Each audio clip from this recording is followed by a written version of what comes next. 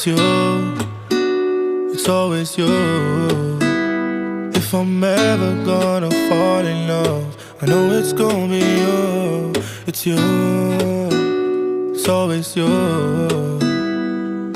Met a lot of people, but nobody feels like you. So please don't break my heart, don't tear me apart.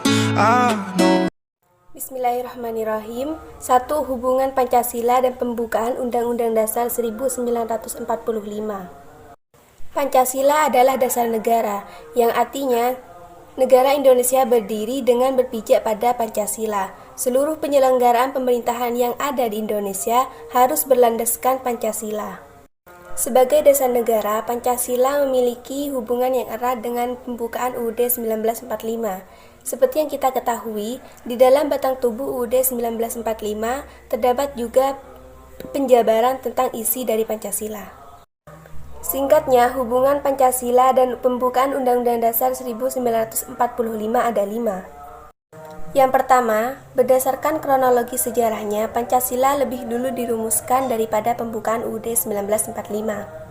Yang kedua, rumusan Pancasila sebagai dasar dari negara Republik Indonesia tercantum dalam alinea keempat yang merupakan inti dari pembukaan UUD 1945.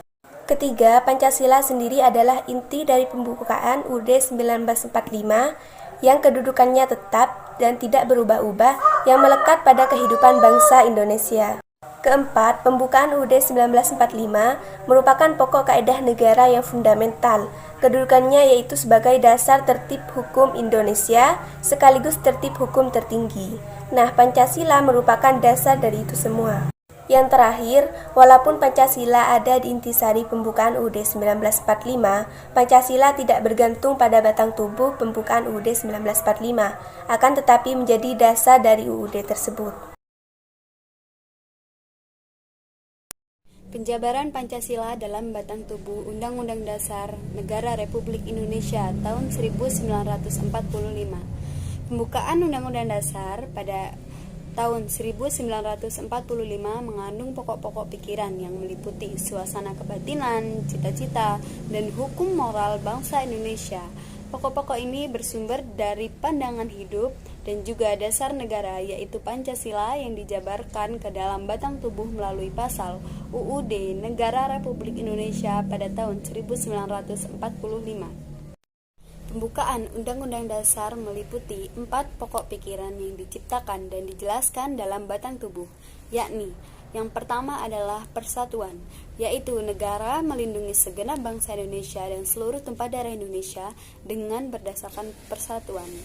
Yang kedua yakni keadilan sosial, menegaskan bahwasanya pikiran keadilan sosial menunjukkan tujuan negara yang didasari oleh kesadaran bahwa setiap manusia mempunyai hak dan kewajiban yang sama untuk menciptakan keadilan.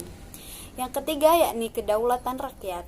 Kedaulatan rakyat mengandung konsekuensi tinggi bahwasanya sistem negara menegaskan kedaulatan rakyat berada di tangan dan dilakukan sepenuhnya oleh Majelis Permusyawaratan Rakyat atau MPR. Lalu yang terakhir yakni ketuhanan yang Maha Esa, yakni menuntun konsekuensi logis bahwasanya mengandung arti takwa terhadap Tuhan dan pokok pikiran kemanusiaan yang adil dan beradab, bermaksud menjunjung hak asasi manusia yang luhur dan budi pekerti.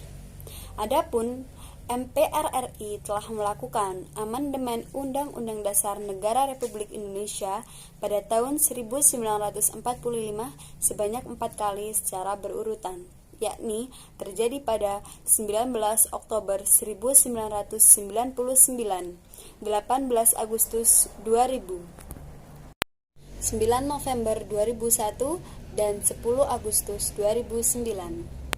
Kemudian yang sudah ditetapkan dikelompokkan dalam 3 bagian. Yang pertama yakni pasal yang terkait aturan pemerintahan negara dan lembaga negara. Ada dalam pasal 1 ayat 3 dan pasal 3 ayat 1 sampai 3. 2. Pasal yang mengatur hubungan antara negara dan penduduknya meliputi warga negara, agama, pertahanan agama, pendidikan dan kesejahteraan sosial yang terdapat dalam Pasal 26 ayat 2, Pasal 27 ayat 3, Pasal 29 ayat 2, Pasal 31 ayat 2, Pasal 33 ayat 1, dan Pasal 34 ayat 2. Lalu yang ketiga yakni pasal yang berisi material lain berupa aturan mengenai bendera negara, bahasa negara, lambang negara, lagu kebangsaan, perubahan UUD, aturan peralihan dan aturan tambahan yang terdapat dalam pasal 35, pasal 36. Ya, selanjutnya implementasi Pancasila dalam pembuatan kebijakan dalam bidang Polri, Sosbud, dan Hankam. Jadi di sini pengimplementasian Pancasila yang pertama di bidang politik yaitu menerapkan sila pertama, yaitu ketuhanan yang Maha Esa. Jadi seperti yang kita tahu bahwa kegiatan politik di Indonesia harus menjunjung tinggi moral. Ya, jadi moral ya seperti yang kita tahu ya, moral itu akhlak ataupun pikiran-pikiran yang terpuji ya. Jadi di sini untuk kita implementasikan atau kita wujudkan dalam untuk calon dewan ataupun calon pemimpin itu dilarang bermain curang ya, ataupun untuk calon dewan atau calon presiden sekalipun dilarang untuk membeli suara.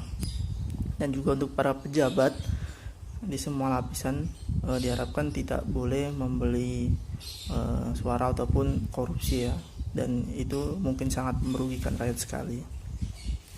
Selanjutnya penerapan sila kedua dalam kemanusiaan yang adil dan beradab di bidang politik, yaitu berdasarkan sila kedua yang dimaksud di sini yaitu manusia adalah komponen terpenting dalam sebuah negara. Ya, jadi karena itu sudah seharusnya apabila nilai kemanusiaan yang dijunjung tinggi dalam semua aspek kehidupan termasuk dalam bidang politik. Jadi implementasinya di sini yaitu mengarah pada kemanusiaan yang adil dan beradab, yaitu kemasyarakatan Indonesia.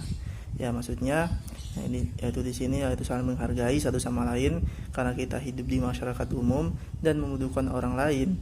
Jadi dituntut untuk bertoleransi atau bermasyarakat.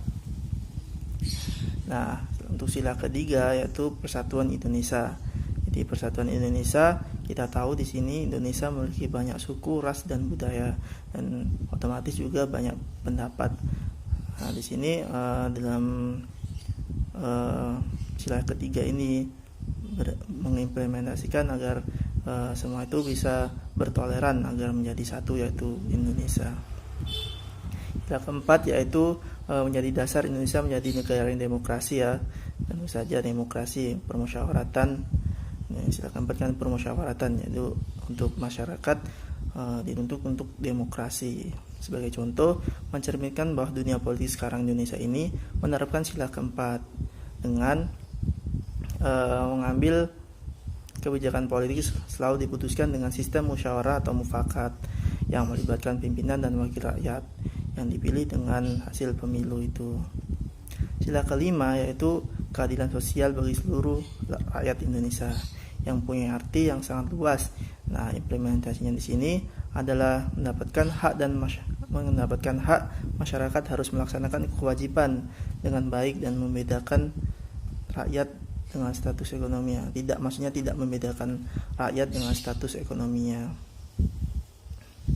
Nah, sekarang lanjut ke implementasi Pancasila dalam bidang ekonomi. Di sini diterapkan di sila pertama yaitu nilai ketuhanan ya, jadi nilai agama etika. Jadi kita berhubungan dengan etika.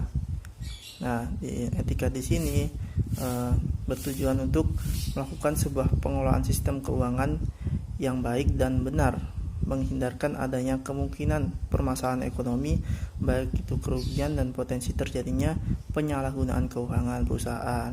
Ya, kalau kita menggunakan etika, kesalahan-kesalahan tersebut pasti akan terhindarkan ya.